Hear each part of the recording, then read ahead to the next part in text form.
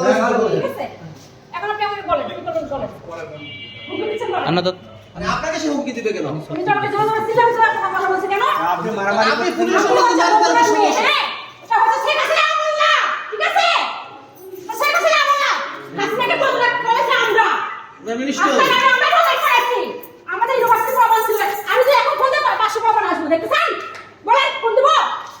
হ্যাঁ কালকে আমার গায়ে হাত তুলছে কালকে ওরা আমার গায়ে হাত তুলছে আমাকে বাদ দাও তখন শুনে নিব না এখন আপনি কিভাবে কথা বললেন বলেন আপনাকে তো বলেই দিছে যে রাত করে আমি করতে যাব না আপনি কি আমাকে কেন একটা এই লোকের পোশাক পরে আপনি আমাকে হুমকি দিতে আসেন আরে আপনাকে হুমকি দিব কোথায় আসেন কেন আপনাকে হুমকি দিব না এটা হাসিনা না বললা একটা কথা মামাতি ধরে রাখেন এটা হাসিনা না বললা এই হাসিনা বলে দেখি এটা আগে সরকার নাকি ভালো ছিল এটা কিসের তো পরীক্ষা মারতে পারবো আরে শিকারি কথা আগে বলবেন সরকার ভালো ছিল আগে সরকার ভালো ছিল আরে আমি দেখি আপনি কথা বলেন ইয়ে খেতেছে আমরা খেতেছি কাল শুধু আমি আইনের দিকে গেছে কারণ আমি একটা পাবনকে ফোন দেই নাই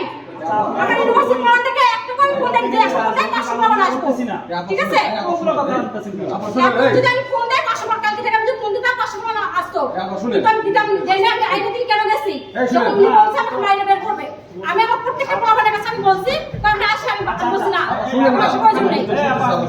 ঠিক আছে কাছে গেছেন কিন্তু আপনি তো আইন আপনারা তো ওর পক্ষ হয়ে কথা বলছেন ওই আরে কথা বলবে কেন পাগল তো আপনি যখন পুলিশে আপনাকে কমপ্লেইন করেছেন সুন্দরভাবে বলেছে যে আপনার বিরাট বলছি না আজ কি বলবো বলা সেটা না সিধা নাম আছে লাতুরা থাকে মানে